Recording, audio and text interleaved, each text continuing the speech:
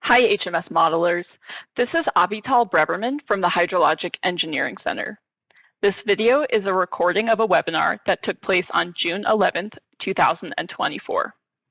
In this video, you will hear from 4 members of the HEC-HMS team: Daniel Black, Tom Brower, myself, and Nick Van.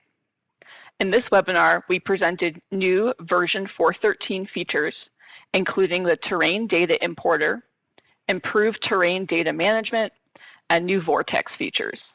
Enjoy and happy modeling.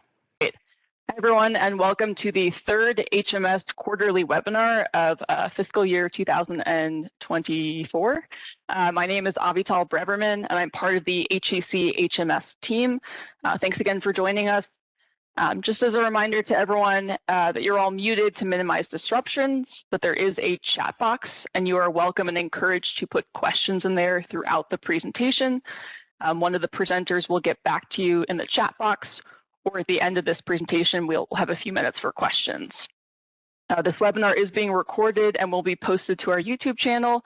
You can either get there directly through the HEC-HMS YouTube channel or through the HEC website. We've got 4 demos and 4 presenters today, so please just be patient with us as we pass off presentation duties. Before anyone asks, we're mostly demoing features in 4.13. So if you weren't aware, we released the final version of 4.12 about a month ago, and we are working on 4.13, and beta 1 will be on the website in the next month or 2.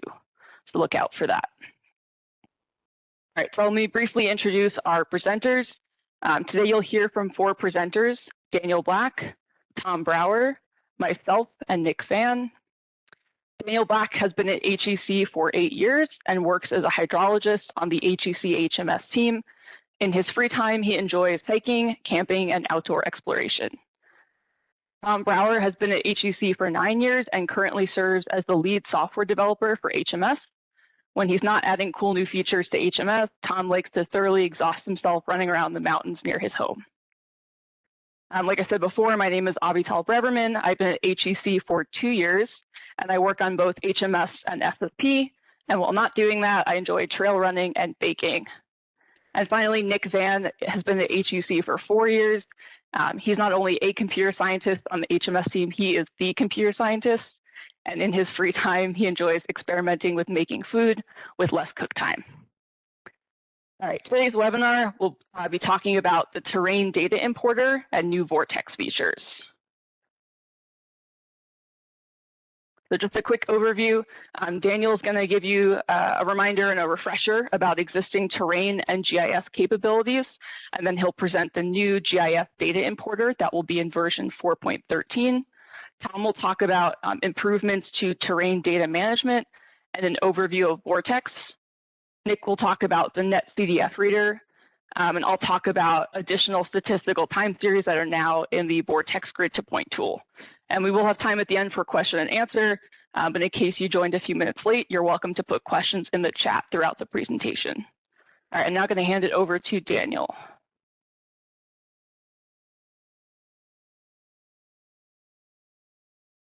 Thanks, Avital. Let me share my screen. Okay, so we're going to start out with the existing GIS capabilities. Most of our GIS tools are currently under the GIS menu. This menu is mainly used for working with existing terrains that we have already imported into our model. We can view the coordinate system and change the coordinate system or set the coordinate system if we haven't set one already. We can use the terrain reconditioning tools, so building walls, burning in streams. Those are particularly helpful if we have a relatively flat terrain or if we need to follow specific flow lines, for example. We can pre-process sinks and drainage.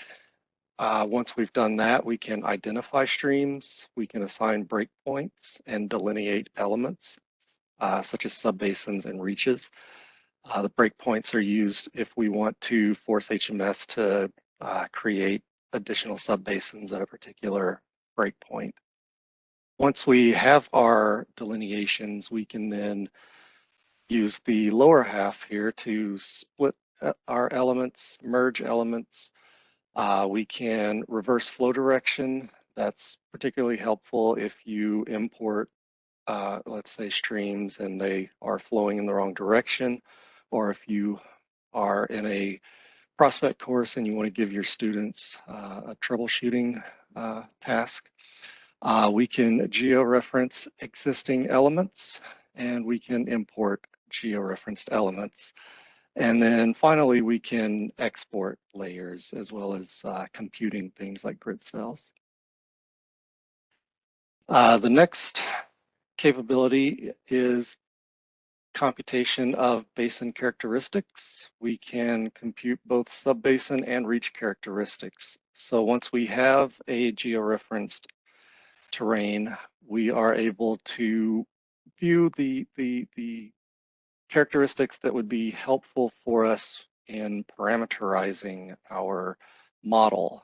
So this is showing the subbasin characteristics. We have things like the longest flow path, slope, basin relief, elongation ratio, things like that. Again, we can use these values to help us with calculating some initial parameters. And then finally, we have hydrologic parameter estimation. So this uses the expression calculator and those statistics that we were just looking at. We can calculate things like the time of concentration and set those values automatically for us if we don't want to do that in a Excel spreadsheet, for example.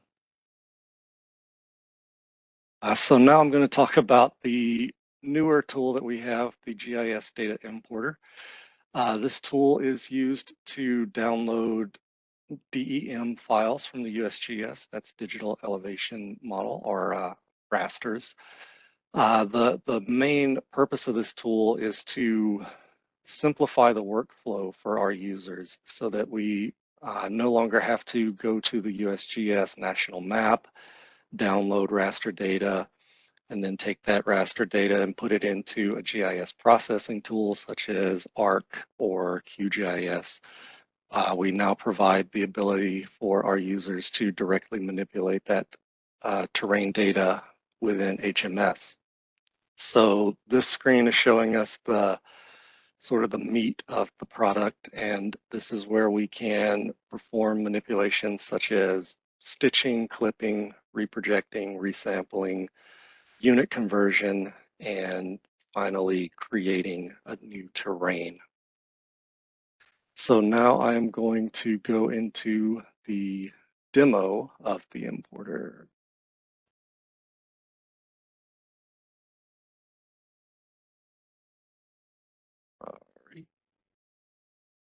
Okay, so typically what you would do, this is mainly for people interested in US raster data, we would come to the USGS website, we would select elevation products, and then we would sort of zoom in and pick a particular area that we want to search for products. So our model that we're going to be working with is located in this general region.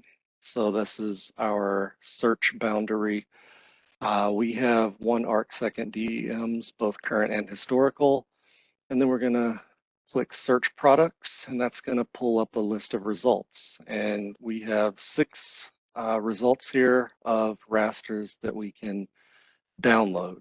Once we download these, we can then put these into our GIS processing, and then from there we can start stitching and clipping and whatnot. So we have a new tool, the data importer. So in this example, I have 3 basin models in this particular project, and we can go to File, Import, and GIS Data, and that pulls up our new importer wizard. So the first thing that we have to do is define the import extents, and this is like that rectangle that we just saw on the map. We're telling the tool where we want to actually look for data. We have three options: current view, basin model, and shapefile. Current view is referencing the map here. So this particular basin model is already geo-referenced. You can see the numbers popping up. So this is defining the envelope based on the visible map window. If we were to zoom out or zoom in, that would change the envelope that we're searching. Basin model brings up a table of the basin models within our project, and only the basin models that are geo-referenced will show up here. So over here we have the not geo-referenced basin model. It doesn't show up because it's not geo-referenced. And then finally, the shapefile, we can browse for any shapefile that we have that is also geo-referenced. In this case, I'm going to go with the basin model. I'm just going to pick this guy. And the next step is to define a data type that we want to import. So in this first iteration of the tool, we are only able to import terrain data. We hope to eventually expand the tool to importing other data types such as flow lines or watershed boundaries, land cover, that sort of thing. But for the moment, we are only able to import terrain data. So we're going to click Next. Now we have to define a spatial resolution. The options are 30 meter, 10 meter, 3 meter, and 1 meter. We default to 30 meter because for most larger projects, that's typically what you would want to use. You can go with a higher resolution if you have a smaller watershed, but just keep in mind that the higher resolution that you choose, the more quickly your project folder is going to balloon in size. So we're going to stick with 30 meter and click Next. And you can see that we have just queried and we have a product table available, and we have 6 results, which are the same 6 results that we just had on the web page when we queried. So that is a good thing. And I will expand this so that we can see all of these details. We have a total products found and a total selected products. We have a column for the metadata. So if we were to click this guy, it'll pull up the web page for that particular metadata for that file. We also have a date, which is the publication date. It's not actually the date that the image was captured. And then up here we have the filter to most recent. So what this will do is simply filter out any historical images. So if we have images located at the same extents, it will only show us the most recently published. So I'm going to click on these 2 guys and then click the Next button. And now we have to define a download directory. The default directory is our project folder, and within that we have a data folder. Within the data folder, we create a terrain subfolder because we're downloading terrain. And then within that terrain, we have a 30 meter subfolder. So we create a subfolder based on the resolution that we've selected. You can change this download directory to wherever you might want, but we do recommend keeping it within the project folder just to make it easier to hand your project off if you so desired. So now I'm going to click Next, and we're going to download the 2 files that we selected. So that happened very quickly because I already had these files downloaded. So if you have the files downloaded in the directory that you've chosen, you don't have to worry about downloading duplicate files and making your project unwieldy in size. It'll simply skip over any files that it's already found in that directory. So here we are again at the, like I said, the meat of the product. This is where we can actually manipulate our data. If we didn't want to perform any operations, if we wanted to use, say, QGIS or ARC, we could totally do that. We could hit the close button. We could go to our directory and we have all of those files that we downloaded, and we can put them into a GIS product and perform all of these operations. So all of these are optional. The first one is to stitch downloads, and this simply just creates a mosaic, so many rasters into a single output.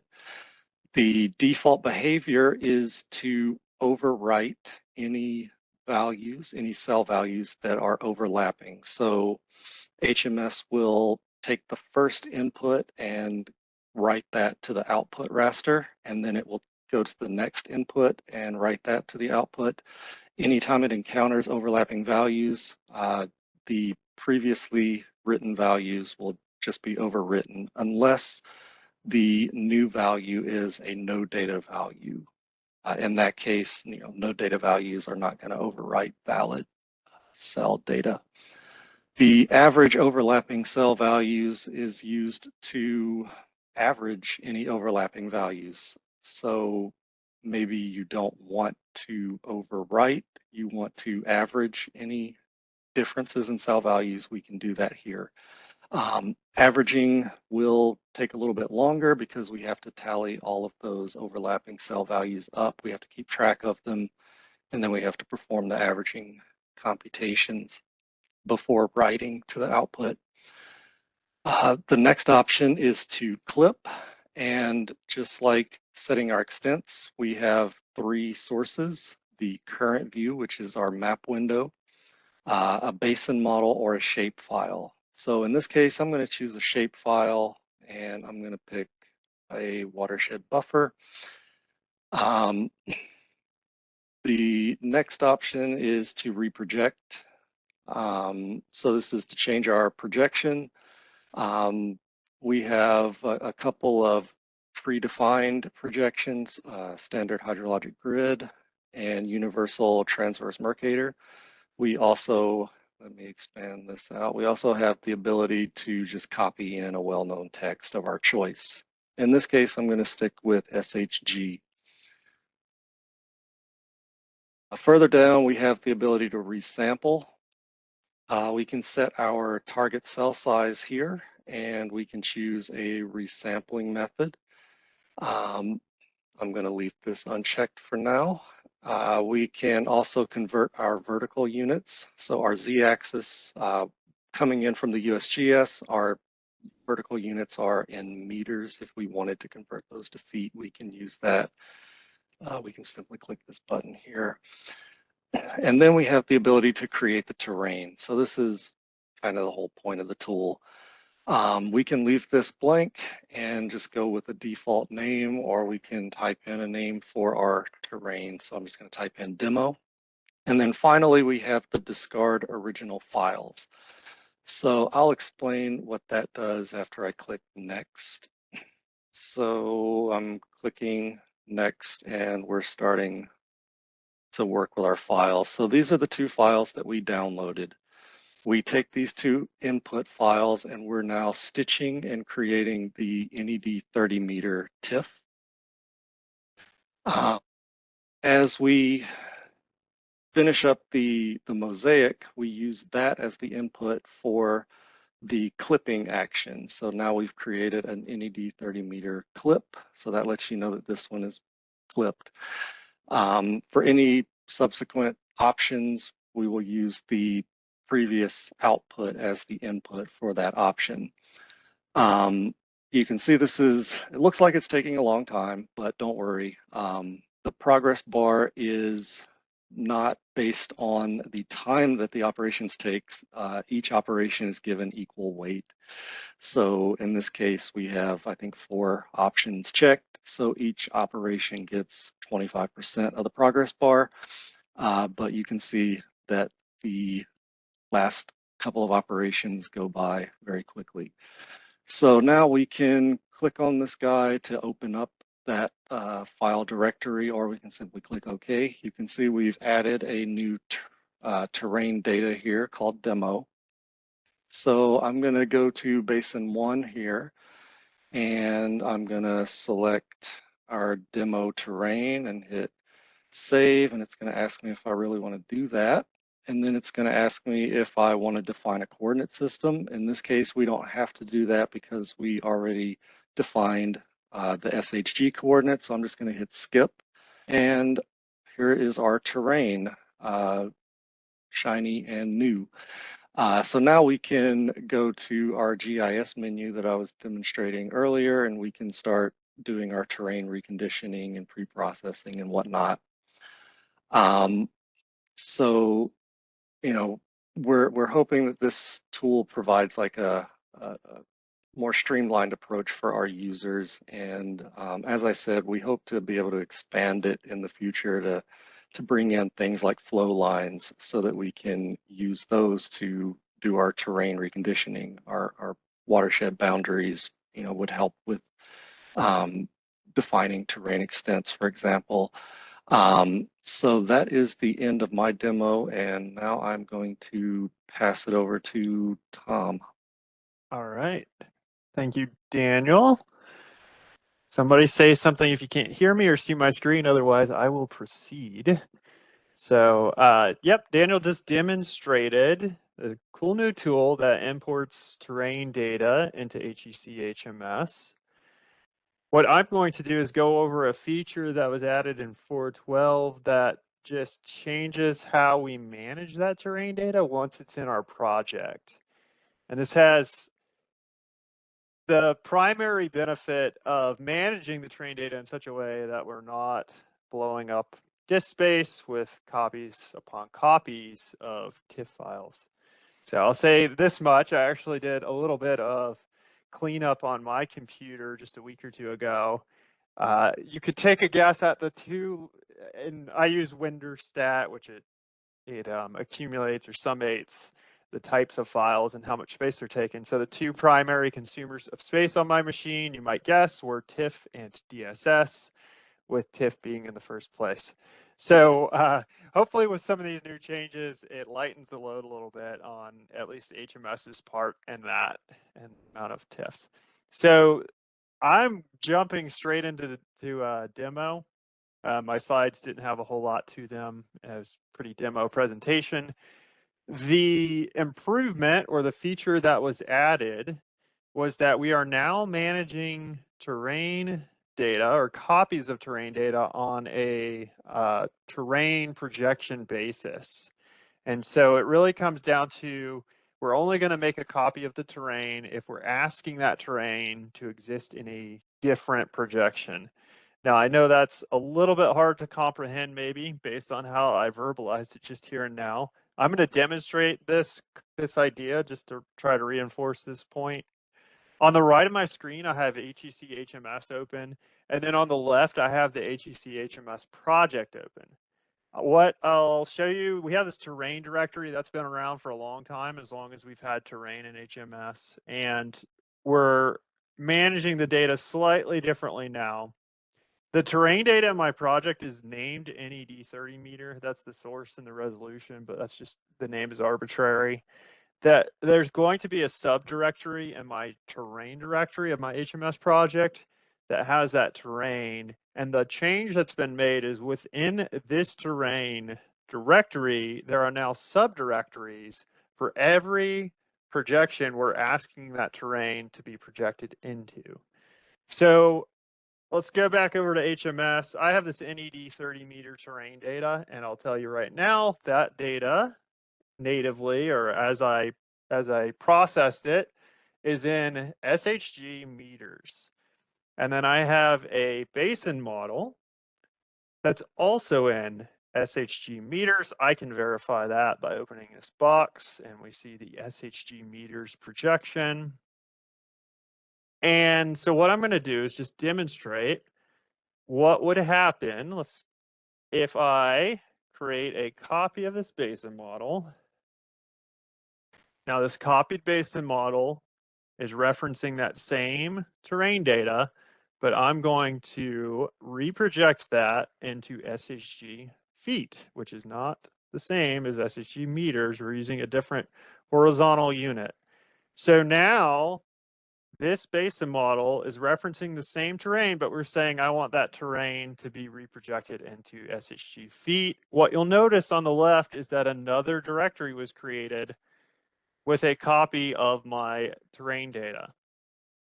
So I'll do that one more time just for demonstration purposes. I'm going to create a copy. This time I'm going to name this UTM, and I'm going to reproject this basin model into UTM. So I'm going to go to the coordinate system. We can do this through the predefined button. This is Punxsutawney in Pennsylvania, which happens to be in UTM 17's north. So I'm going to go ahead and set that. Watch on the left. There we go. Another directory has been created, and we've reprojected that terrain data into UTM 17 north.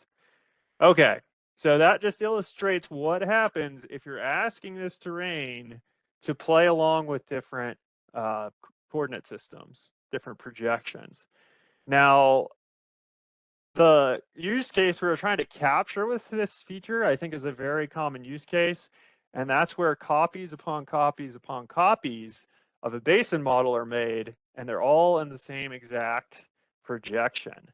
And that's actually what happens with programs like SWIMS when a forecast is made. That forecast creates a copy of a basin model, and it's the exact same terrain and the exact same projection. So in that scenario, I'm going to make this copy. Let's just name it copy 1. I make that copy. This basin model is referencing the exact same terrain as this basin model. I'll do that again. So I can copy this thing all day long, and each copy is going to reference the same terrain, so I don't have to create new rasters. One more time for good measure, creating that copy. So this is copy number 3. Let's say like you just made a forecast and we're copying that basin. So here we say I have this basin model, SHG meters projection, and they are all referencing that initial directory that I have here. So just to show what would happen, HMS, I want to make the point that HMS is managing this directory. So if I do something like delete this basin model, HMS is going to realize that we no longer have a need for the terrain projected in SHG feet. So it just deleted that directory. And I'll do that one more time with UTM. If I delete this, we no longer need that terrain data in UTM 17 north. So you'll see a directory disappear on the left, and that was just deleting that because we no longer use it. But now I have my original basin model and 4 copies, all referencing the same terrain. And I'll say too, if you were to go through some of the terrain processing the terrain processing steps, something like fill sinks, each basin model that's referencing that same terrain and those rasters, they're all going to use the same terrain derived rasters as well. All right. So that's the end of my demonstration on the new terrain data management approach, and hopefully that saves everybody tons of disk space, and you appreciate that feature. I'm going to move on. We're going to switch gears now, and we're going to go talk a little bit about Vortex and data processing, and I'm really just here to set this up for Nick and Avital because they have the actual features that they're going to talk about in demo. But I'll set this up by saying Vortex is an ongoing R&D project. It's been going for a while now. And the original intent of Vortex, it was really just targeted at data processing and improving our data processing. And I will make a note, have HMS open. So what you see on the left, this is a GitHub repo of Vortex as we know it. And there are a set of utilities here that you can download, and this is what we call Vortex standalone. All of these utilities are also available in HEC-HMS. So I can go to File, Import, and Gridded Data and Importer, and that's a Vortex utility right there. So that's that. What we're going to go through today, Nick has made some improvements to the importer utility, specifically targeting the NetCDF format, reading and writing that. So I'm gonna turn it over in a minute to Nick, But after Nick, Avital is going to go over the grid to point converter and some of the improvements that were made there. So that's just kicking this off. That's Vortex. If you have any more questions about Vortex in general, you can put them in the chat. But I'm going to kick it over to Nick to talk specifically about the improvements that have been made for NetCDF.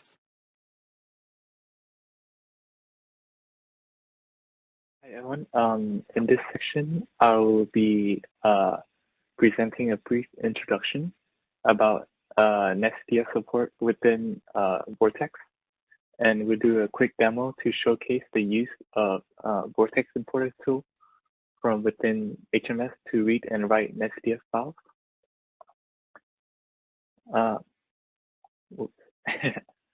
So first, why NetCDF? NetCDF is a data format that is widely used by the hydrologic and science community to store large data. Our goal with Vortex is for Vortex to act as a data layer between HEC-HMS and the data, such that HMS would be able to read in various different types of data files directly without the user having to convert the data into DSS files beforehand. Hence, that's why we have added the capability to read in NetCDF files into Vortex to potentially support that feature in HMS. We are also adding the NetCDF write capability into Vortex. This feature would help us generate standardized and CF compliant NetCDF files that would be supported by HEC-HMS directly in the future. This feature, the write feature would also allow us to pre-process data using existing Vortex utilities and generate a NetCDF file with the processed data. One sample use case of such is that you can use the Vortex importer utility to combine multiple NetCDF files that have the same variable but different time steps into one single NetCDF file and use it in HMS. Currently, HMS have several Vortex integrations within it.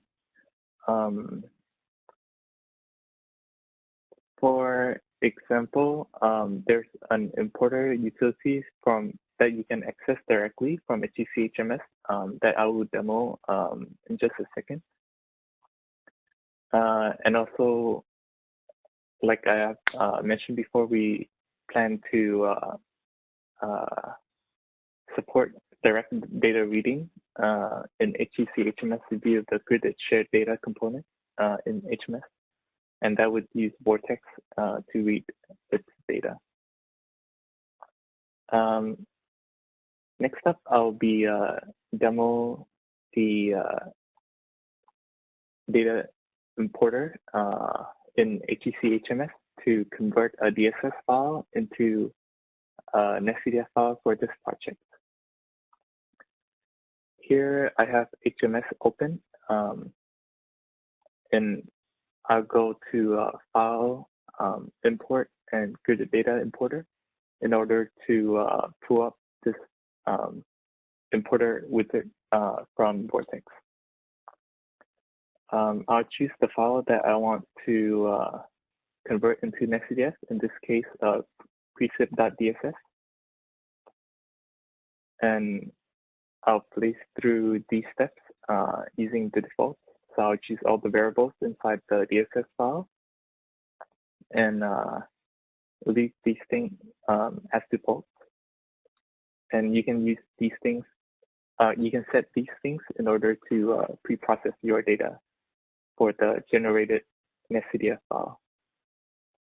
Here I select the destination. Let's see. Yeah. And since I already created, I will be overriding that file. and hit next to start the importing process. So that went through really quick due to the small amount of data. So here on the left, I have the grid editor grid data editor open. In this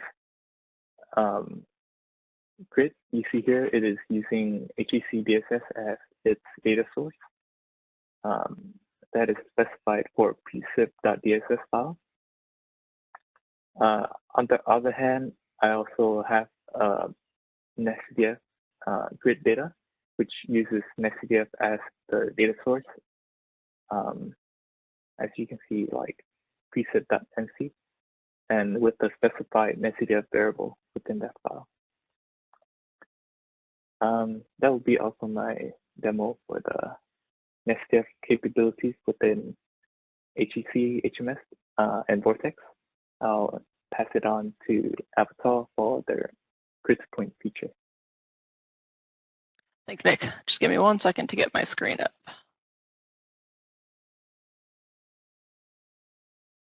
All right, can I just get a thumbs up? Everyone can see my screen? Great, thank you. All right, so Tom briefly talked about Vortex. One of the utilities available is the grid to point utility. So I hope you've all had a chance to use this. But if you haven't, just a quick summary is that this utility extracts a basin or a polygon average time series from gridded data. So that those grids can be in DSS or NetCDF format. On the bottom left here, I'm showing a couple of precip grids in DSS format. If you happen to select incremental precipitation as your variable, then by default, we also will compute a cumulative precipitation time series for you. And I'm showing an incremental one on the bottom right here. So until now, your only option was to extract a polygon average as your zonal statistic. But in the next version of Vortex and HMS, you'll have the option to output additional statistical time series. So these are the minimum, maximum, median, 25th percentile, 75th percentile, percentage of cells greater than 0, and percentage of cells greater than the 25th percentile. So upper left here is what the third screen of that grid to point utility or wizard will look like. We default to checking the average checkbox for you. That just preserves the legacy behavior. You do have the option to uncheck that, and then you can select any combination of the other statistics. And then in the bottom right here, I'm just showing the statistical time series that I've outputted. So I was looking at snow water equivalent for a couple of month-long period in 2010. And you can see that I've outputted the mean in blue, and then also the max, median, min, first quartile, and third quartile. So just a couple of notes about this new feature. Your quartile statistics, so the first and third quartile, and then percentage of cells greater than the first quartile, will only be outputted if there are at least 4 grid cell centroids within your watershed polygon. So here's an example on the right. I have a relatively small subbasin, or a subbasin that's small relative to my grid spatial resolution, and I only have 3 grid cell centroids that happen to fall within this subbasin polygon. So even if I selected those quartile statistics, I won't get any time series, right? Because you can't compute the quartile off of 3 values. This is also important to keep in mind. If the grid cell resolution is large relative to your polygon of interest, then your statistics might not be as meaningful. So it's a good thing to plot up in a GIS program. The additional statistics are outputted just as before, but they are now denoted by the C part. So we've preserved the old behavior. The average or mean time series is just the variable name. So in this case, snow water equivalent, or it could be precip inc. And then every additional statistical time series gets a little descriptor that's appended to the C part. So max, median, min, etc. So you'll see this in your output. All right, now I'm going to demo this.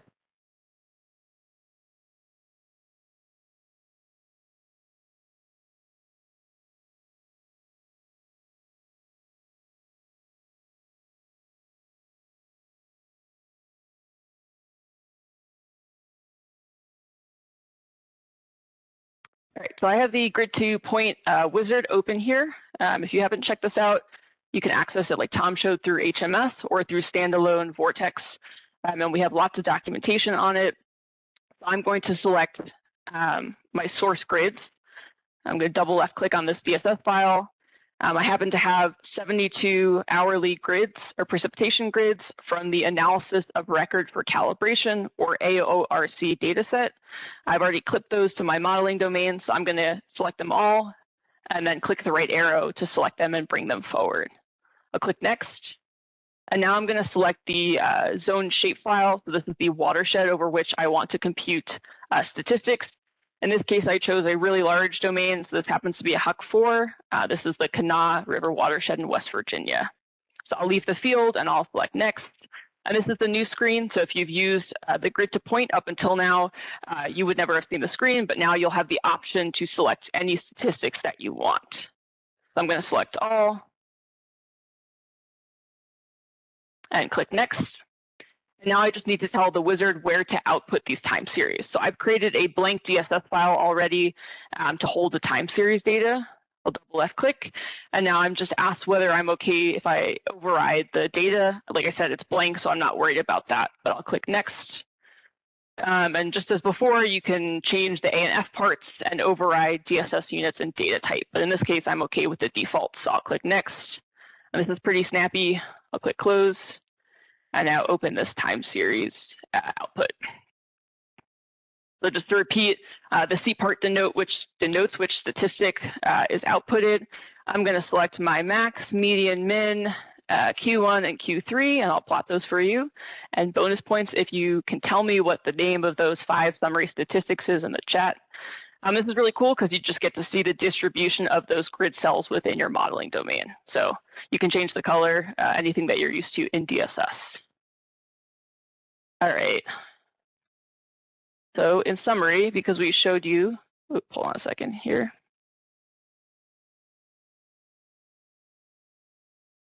All right, we showed you at least 4 features in this presentation. Just to summarize, Daniel talked about existing GIS capabilities, and I hope that you've all had a chance to use those.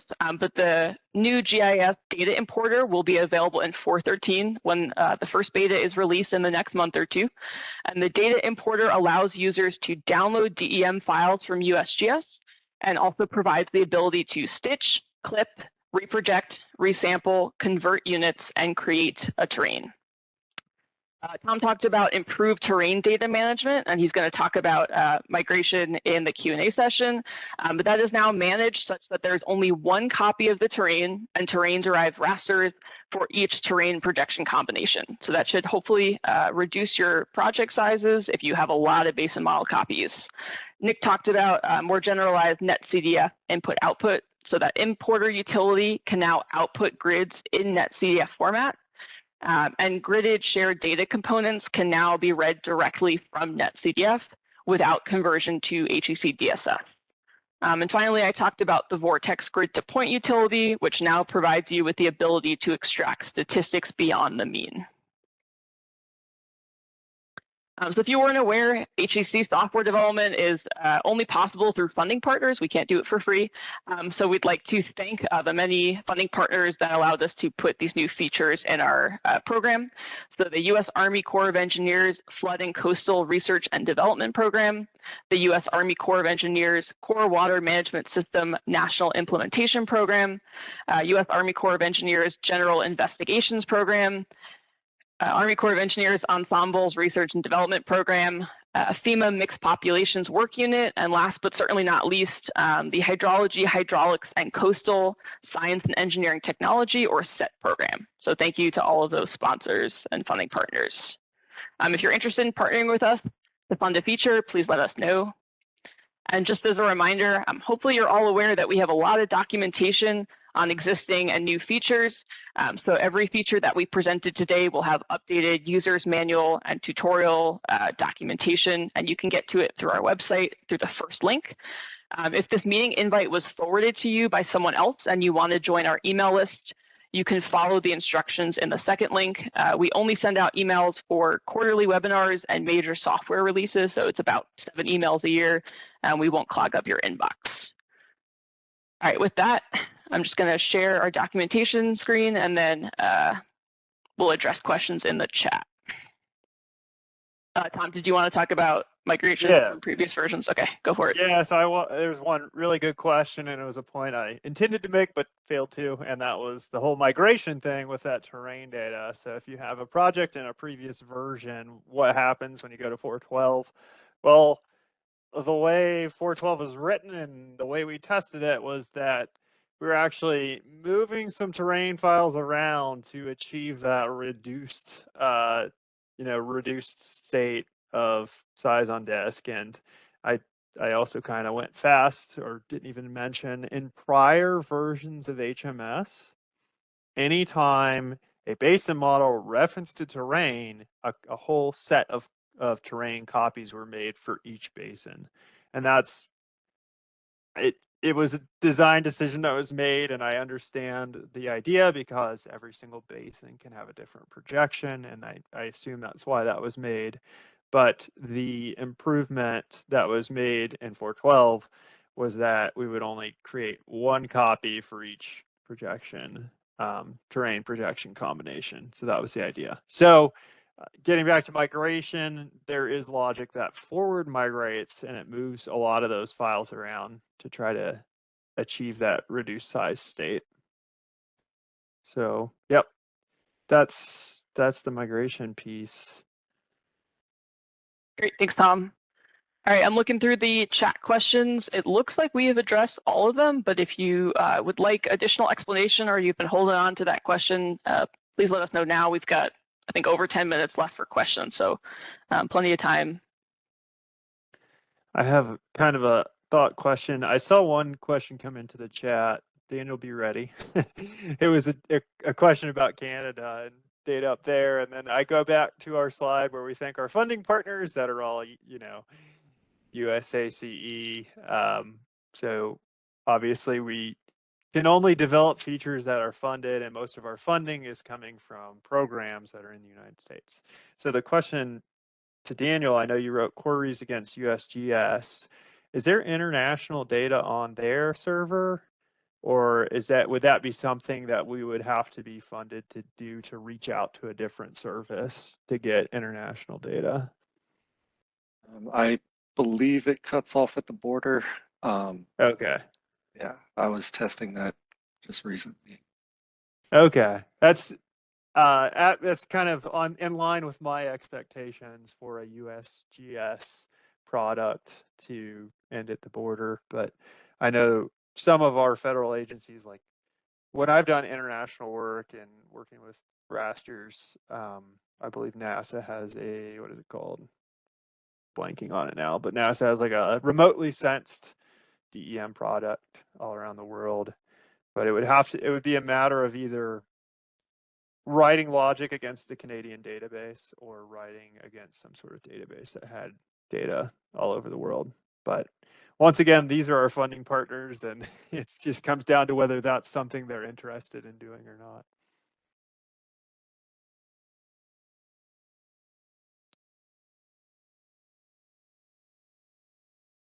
All right, we'll stay on for a few more minutes in case folks have questions. If you're heading out, thanks for joining us, and we'll hopefully see you on the next quarterly webinar in September.